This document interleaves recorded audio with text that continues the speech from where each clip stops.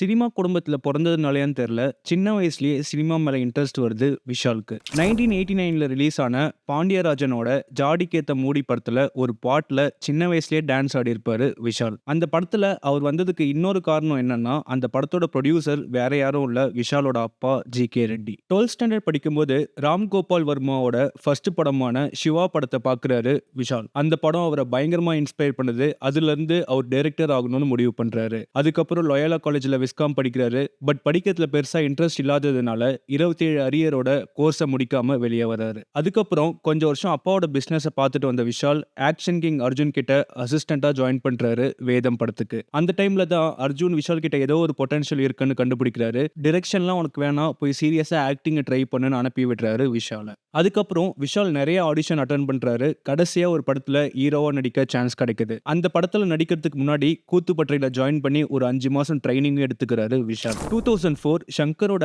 Assistant director Gandhi Krishna டைரக்ஷன்ல விஷாலுக்கு debut படமா release ஆகுது செல்லமே. ஃபர்ஸ்ட் படமே சக்சஸாவும் அமையுது விஷாலுக்கு. செல்லமே படத்துல விஷாலை தவிர எல்லாருமே எக்ஸ்பீரியன்ஸான ஆக்டர்ஸ் அண்ட் டெக்னீஷியன்ஸ் தான் இருந்தாங்க. Cinematography K V. Anand, music director Harris Jayaraj, editing V T. விஜயன்னு ஒரு ஸ்ட்ராங்கான டெக்னீஷியன்ஸ் அமைஞ்சாங்க விஷாலோட ஃபர்ஸ்ட் படத்துக்கு. அது படத்தோட சக்சஸ்க்கு முக்கியமான காரணமாகவும் இருந்துச்சு. 2005 லிங்குசாமி டைரக்ஷன்ல விஷாலுக்கு 2வது படமா ரிலீஸ் ஆகுது சண்டைக்கோழி. சண்டைக்கோழி படம் விஷாலுக்கு அவரோட ஃபர்ஸ்ட் பிளாக் பஸ்டர் சக்சஸை கொடுக்குது. அந்த படம் விஷாலுக்கு ஒரு விசிட்டிங் கார்டாவும் அமையுது. சண்டைக்கோழி படம் விஷால ஒரு ப்ராப்பர் ஆக்ஷன் ஹீரோவாவும் இன்ட்ரோடியூஸ் பண்ணுது. லிங்குசாமி இனிஷியலா சண்டைக்கோழி படத்தை விஜய மைண்ட்ல வச்சு தான் எழுதியிருக்காரு. விஜய் கிட்டயும் போய் நரேட் பண்ணியிருக்காரு. பாதி நரேஷன்லே விஜய் ஓப்பனா கதை நல்லா இல்லைன்னு சொல்லி பாதி கதையை கேட்டுட்டு லிங்குசாமியை அனுப்பி விடுறாரு. அதுக்கப்புறம் லிங்குசாமி இன்னும் நிறைய பேர்கிட்ட நரேட் பண்ணியிருக்காரு. பட் எதுவுமே ஒர்க் அவுட் ஆகாம போகுது. இந்த மாதிரி லிங்குசாமி கிட்ட ஒரு கதை இருக்குன்னு தெரிஞ்ச விஷால் டைரக்டா போய் அவரை மீட் பண்ணி இந்த கதையை நான் பண்றேன்னு சொல்றாரு விஷால். விஷாலும் லிங்குசாமி முன்னாடில இருந்தே ஃப்ரெண்ட்ஸ். எப்படின்னா விஷாலோட அப்பா ப்ரொடியூஸ் பண்ண படத்துல தான் லிங்குசாமி அசிஸ்டன்டாவும் ஒர்க் பண்ணியிருக்காரு. லிங்குசாமி என்ன சொல்லியிருக்காருன்னா, இந்த ஸ்கிரிப்ட் ஒரு ஆக்ஷன் ஹீரோ சப்ஜெக்ட் உனக்கு செட் ஆகாதுன்னு சொல்லியிருக்காரு. லேட்டர் விஷால் அவரை கன்வின்ஸ் பண்ணி பண்ண படம் தான் சண்டைக்கோழி. சண்டைக்கோழி படம் இவங்க 2 பேரோட கெரியர்லயுமே ஒரு முக்கியமான படமா அமைஞ்சிருக்கு. யுவன் சங்கர் ராஜா படத்துக்கு கொடுத்த பேக்ரவுண்ட் ஸ்கோர் அண்ட் ஆல்பம் படத்துக்கு பயங்கரமான சப்போர்ட்டா அமைஞ்சுது. சண்டைக்கோழியோட சக்சஸ்க்கு யுவனோட கான்ட்ரிபியூஷன் ரொம்பவே இருந்துச்சுன்னு சொல்லுவேன். அதே வருஷம் ரிலீஸ் ஆன டிஷ்யூம் படத்துல ஒரு கேமியோவும் பண்ணிட்டு போயிருப்பாரு விஷால். 2006 2 படம் ரிலீஸ் ஆகுது. திமிரு, சிவபதிகாரம். திமிரு படம் விஷாலுக்கு ஹேட்ரிக் சக்சஸை கொடுக்குது. படத்துல ஆன்டகனிஸ்டா வந்த ஈஸ்வரி கேரக்டர் ஐகானிக்கா அமையுது. ஏண்டா இசுக்கு எங்க அண்ணிங்க என் கூட இல்ல பொட்டச்சிதானே ஏமாத்து பிளான் பாத்தியா? அதே வருஷம் விஷால் கலைமாமணி அவார்டையும் வாங்குறாரு. அடுத்த படமா ரிலீஸ் ஆன சிவபதிகாரம் விஷாலோட ஃபர்ஸ்ட் ஃபெயிலியர் ஆகுது. 2007 அகைன் 2 படம் ரிலீஸ் ஆகுது விஷாலுக்கு. தாமிரபரணி, மலைக்கோட்டை. ஹரியோட டைரக்ஷன்ல வந்த தாமிரபரணி போன படத்துல விட்ட சக்சஸை இந்த படத்துல பிடிக்கிறாரு விஷால். ஆக்ஷன், ஹியூமர், சென்டிமெண்ட்னு ஹரி அவரோட ஸ்டைல்லயே இன்ட்ரெஸ்டிங்கான ஒரு படமா கொடுத்தாரு தாமிரபரணிய. சண்டைக்கோழி, திமிரு, தாமிரபரணின்னு இந்த படங்களுக்கு அப்புறம் ஒரு கம்ப்ளீட் ஆக்ஷன் ஹீரோவா ஆனாரு விஷால். அடுத்து ரிலீஸ் ஆன மலைக்கோட்டை படமும் கமர்ஷியல் சக்சஸ் கொடுத்துச்சு விஷாலுக்கு. 2007 விஷாலுக்கு ரிலீஸ் ஆன 2 படமும் சக்சஸா அமையுது. பேக் டு பேக் சக்சஸ்க்கு அப்புறம் 2008 சத்யம் ரிலீஸ் ஆகுது. விஷால் உபேந்திரான்னு நடிச்ச சத்யம் படத்தை தமிழ், தெலுங்குன்னு பைலிங்குவல் படமா எடுத்தாங்க.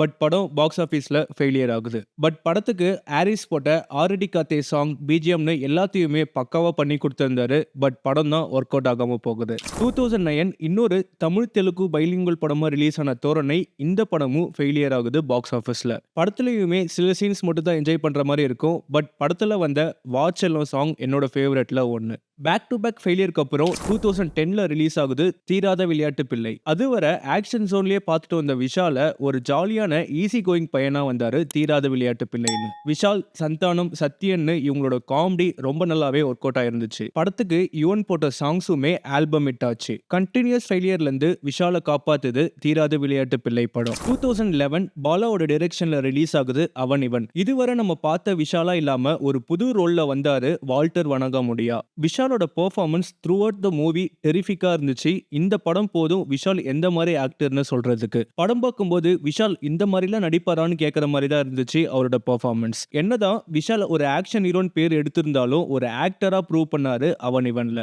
வெறும் அப்ரிசியேஷன் மட்டும் இல்லாம சக்சஸையும் வாங்கி கொடுத்துச்சு அவன் இவன் படம். ஆர்யா தான் விஷால டைரக்டர் பாலா கிட்ட சஜஸ்ட் பண்ணி இந்த சான்ஸையும் வாங்கி கொடுத்திருக்காரு. அதே வருஷம் இன்னொரு படம் ரிலீஸ் ஆகுது, வெடி. தெலுங்கு படத்தை விஷாலை வச்சு ரீமேக் பண்றாரு பிரபுதேவா. இந்த டைம் வெடி படம் கம்ப்ளீட் ஃபெயிலியர் ஆகுது விஷாலுக்கு. எப்போ என்ன நடக்கும்னே சொல்ல முடியாது. அந்த மாதிரி 14 வருஷத்துக்கு முன்னாடி விஜய் ஆண்டனி வெடி படத்துக்கு போட்ட பாட்டு இப்போ சோஷியல் மீடியால ட்ரெண்டிங்ல இருக்கு. 2012 விஷாலுக்கு எந்த படமும் ரிலீஸ் ஆகல. அதை சேர்த்து வச்சு அடுத்த வருஷம் 2013 3 படம் ரிலீஸ் ஆகுது. சமர், பட்டத்து யானை, பாண்டிய நாடு. அதே வருஷம் அவரோட ப்ரொடக்ஷன் கம்பெனி விஷால் ஃபிலிம் ஃபேக்டரியை ஸ்டார்ட் பண்றாரு. ஃபர்ஸ்ட் படமா பாண்டிய நாடு படத்தையும் ப்ரொடியூஸ் பண்றாரு. சமர், பட்டத்து யானைன்னு இந்த 2 படமுமே பெருசா எந்த சக்சஸையுமே சேர்த்து கொடுக்கல விஷாலுக்கு. பட்டத்து யானை படத்துல சந்தானம் காமெடி மட்டும் தான் என்ஜாய் பண்ற மாதிரி இருந்துச்சு. அந்த வருஷத்தோட தீபாவளிக்கு 3வது படமா ரிலீஸ் ஆகுது சுசீந்திரனோட பாண்டிய நாடு. வெடி, சமர், பட்டத்து யானைன்னு தொடர்ந்து ஃபெயிலியரை பார்த்த விஷாலுக்கு பாண்டிய நாடு படம் ஒரு கம்பேக்கை கொடுக்குது. பேசிக்கா விஷாலுக்கு பயமே கிடையாது. கூட என்ன படம் ரிலீஸ் ஆனாலும் அவர் படம் அவர் சொன்ன டேட்ல ரிலீஸ் ஆகும். அந்த மாதிரி என்னதான் அந்த வருஷம் தீபாவளிக்கு அஜித் குமாரோட ஆரம்பம் ரிலீஸ் ஆனாலும் இந்த பக்கம் விஷாலோட படம் ரிலீஸ் ஆகி சக்சஸ் ஆகுது. படத்துக்கு இமான் போட்ட சாங்ஸும் சார்ட் பஸ்டர் ஆகுது. அதே வருஷம் ரிலீஸ் ஆன தீயா வேலை செய்யணும் குமார் படத்துலயுமே ஒரு கேமியோ பண்ணிட்டு போயிருப்பாரு விஷால். 2014 2 படம் ரிலீஸ் ஆகுது, நான் சிகப்பு மனிதன், பூஜை. விஷால் 3rd டைம் டைரக்டர் திரு கூட சேர்றாரு நான் சிகப்பு மனிதன் படத்துக்கு. விஷாலோட பெர்ஃபார்மன்ஸை படம் பார்த்த எல்லாருமே அப்ரிஷியேட் பண்ணாங்க. படமும் கமர்ஷியல் சக்சஸ் ஆச்சு. எப்படி போன வருஷம் தீபாவளிக்கு பாண்டிய நாடு படத்தை ஆரம்பம் படம் கூட ரிலீஸ் பண்ணாரோ அதே மாதிரி இந்த டைம் கத்தி படத்தை கூட ரிலீஸ் பண்றாரு பூஜை படத்தை. பூஜை டைரக்டர் ஹரி அவரோட ஸ்டைல்லயே பவர் பேக்டு என்டர்டெய்னர் கொடுத்திருந்தாரு. படமும் சக்சஸ் ஆச்சு.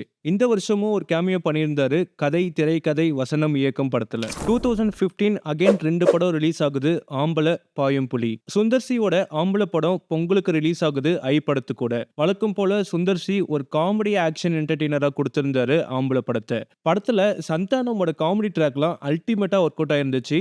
மியூசிக் டைரக்டரா இப்பா பாதியை இன்ட்ரோடியூஸ் பண்றாங்க ஆம்பளை படத்துல. சரணம் பல்லவின்லாம் சொல்றீங்களா? ஆமா, அப்படின்னா என்ன? அவர் போட்ட எல்லா சாங்ஸுமே சார்ட் பஸ்டர் ஆகுது. படமும் பொங்கல் சக்சஸை பார்க்குது. பாண்டிய நாடு படத்துக்கு அப்புறம் அதே டீம் திரும்ப ஒன்னா சேர்றாங்க பாயும் புலி படத்துக்கு. பட் இந்த டைம் லாஸ்ட் டைம் பார்த்த சக்சஸை அந்த டீமால பார்க்க முடியல. லாஸ்ட் டைம் பாண்டிய நாடு படத்துல பண்ண மேஜிக் இந்த படத்துல மிஸ் ஆகுது. இந்த வருஷமும் ஒரு கேமியோ பண்றாரு அவரோட நண்பனுக்காக. வாசுவும் சரவணனும் ஒன்னா படிச்சவங்க படத்துல. இது ஒரு பக்கம் இருக்க, அந்த வருஷம் நடந்த நடிகர் சங்கம் எலெக்ஷன்ல விஷாலோட பாண்டவர் டீம் எலெக்ஷனை வின் பண்றாங்க. விஷால் ஜெனரல் செக்ரட்டரியாவும் ஆகுறாரு. 2016 இந்த டைம் 3 படம் ரிலீஸ் ஆகுது, கதகளி, மருது, கத்தி சண்டை. டைரக்டர் பாண்டியராஜ் அவரோட ஜோன்ல இருந்து வெளியே வந்து ஒரு ஆக்ஷன் த்ரில்லர் படம் பண்றாரு கதகளியில. நிறைய பேருக்கு இந்த படம் பாண்டியராஜ் தான் பண்ணாருன்னே தெரியாது. கதகளி பொங்கலுக்கு ரஜினி முருகன், தாரத்தப்பட்டை, கெத்துன்னு இந்த படங்கள் கூட ரிலீஸ் ஆனதுனால படத்துக்கு பெருசா ரெஸ்பான்ஸ் கிடைக்கல. டைரக்டர் பாண்டியராஜுமே கதகளி சரியா போகலன்னு சொல்லியிருப்பாரு. இந்த படம் பொங்கலுக்கு வராம சோலோ ரிலீஸ் ஆயிருந்தா கண்டிப்பா இந்த படத்துக்கு ஒரு நல்ல ரெஸ்பான்ஸ் கிடைச்சிருந்திருக்கும். அடுத்து ரிலீஸ் ஆன மருது படம் என்னதான் கிரிட்டிக்ஸ் அண்ட் மக்கள் கிட்ட நெகட்டிவ் ரிவ்யூஸ் வாங்கினாலும் பாக்ஸ் ஆஃபீஸ்ல ப்ராஃபிட்டை பார்த்துச்சு. அடுத்து 3வது படமா அதே வருஷம் ரிலீஸ் ஆன கத்தி சண்டை படம் சக்சஸ்ஃபுல்லா அமையாம போச்சு விஷாலுக்கு. கத்தி சண்டையோட ஃபெயிலியருக்கு அப்புறம் அடுத்து சக்சஸ் கொடுக்கணும்னு டைரக்டர் மிஷ்கின் கூட சேர்ந்து 2017 ரிலீஸ் ஆகுது துப்பறிவாளன். மிஷ்கின் கிட்ட எதிர்பார்த்த மாதிரியே ஒரு நல்ல படத்தை விஷாலுக்கு கொடுத்தாரு. ஷெர்லாக் ஹோம்ஸ் ஃபேன்ஸ் படம் பார்க்கும்போது பெருசா சர்ப்ரைஸ் ஆக மாட்டாங்க. பட் தமிழ் சினிமாக்கு துப்பறிவாளன் மாதிரியான கிரைம் த்ரில்லர் பார்க்க நல்லாவே இருந்துச்சு. இந்த படத்தோட சக்சஸ் அந்த டீமை பார்ட் 2வையும் எடுக்க வச்சது. பட் ஷூட்டிங் நடுவுல விஷால் அண்ட் மிஷ்கின்க்கு ஏற்பட்ட கான்ஃபிளிக்ட்னால படம் அப்படியே ஸ்டாப் ஆயிடுச்சு. அதுக்கப்புறம் அவங்க 2 பேருக்குமே என்ன ஆச்சுன்னு நமக்கு நல்லாவே தெரியும். உன்னை திருட சமூகத்துக்கு நீ யாருன்னு பொறுக்கி போயடா.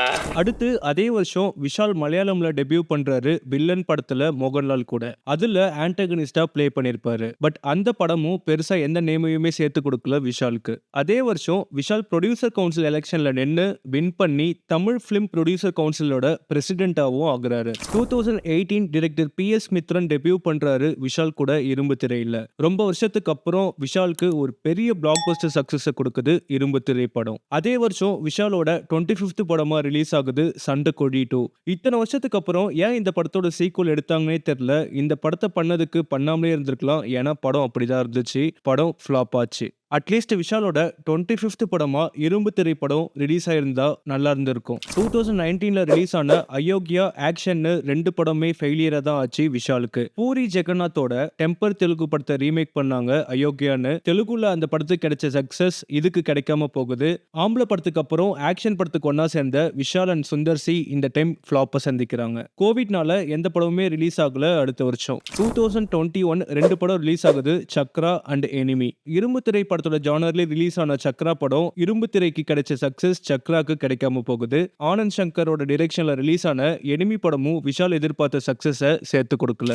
2022ல ரிலீஸ் ஆன வீரமே வாகை சுடும், லத்தீன்னு 2 படமே திரும்ப விஷாலுக்கு ஃபிளாப்பா தான் அமைஞ்சது. இப்படி 2 படம் வந்துட்டு போனதே தெரியாத மாதிரி தான் இருந்துச்சு. 2019ல இருந்து 2022 வரை விஷால் இருந்ததுக்கான அடையாளமே இல்லாம போயிடுச்சு. இந்த 4 வருஷத்துல ரிலீஸ் ஆன எந்த படமே விஷாலுக்கு சக்சஸே கொடுக்கல. கண்டினியூஸா ஃபிளாப்பை மட்டுமே கொடுத்துட்டு இருந்த விஷாலுக்கு 2023ல ஒரு மேஜிக் நடக்குது. மார்க் ஆண்டனி படம் ரிலீஸ் ஆகுது. இதுவரை பார்க்காத அளவுக்கு சக்சஸ் அமையுது மார்க் ஆண்டனி படம். விஷாலுக்கு அவரோட ஃபர்ஸ்ட் 100 கோடியும் கலெக்ட் பண்ணி கொடுக்குது. அவரோட ஹையஸ்ட் கிராசிங் படமாவும் அமையுது மார்க் ஆண்டனி. இத்தனை வருஷமா வெயிட் பண்ணிட்டு இருந்த விஷாலுக்கு மார்க் ஆண்டனி படம் அந்த சக்சஸை கொடுக்குது.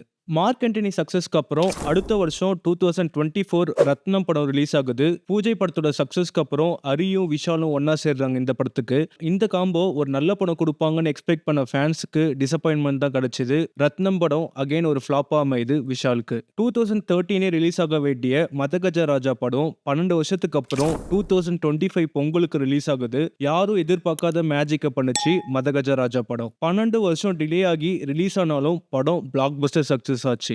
இந்த படத்தோட சக்சஸ் இந்த படம் மாதிரியே ரிலீஸ் ஆகாம இருக்க எல்லா படங்களுக்குமே ஒரு ஓப்ப கொடுத்துச்சு. தமிழ் சினிமால நிறைய படம் ரிலீஸ் ஆகாம இருக்கு. அதை இப்ப ரிலீஸ் பண்ணாலும் சக்சஸ் ஆகும்னு ஒரு நம்பிக்கையை கொடுத்துச்சு மதகஜ ராஜா படம். விஷாலோட லைனப்னு எடுத்துக்கிட்டா பெருசா எந்த படமும் இல்ல.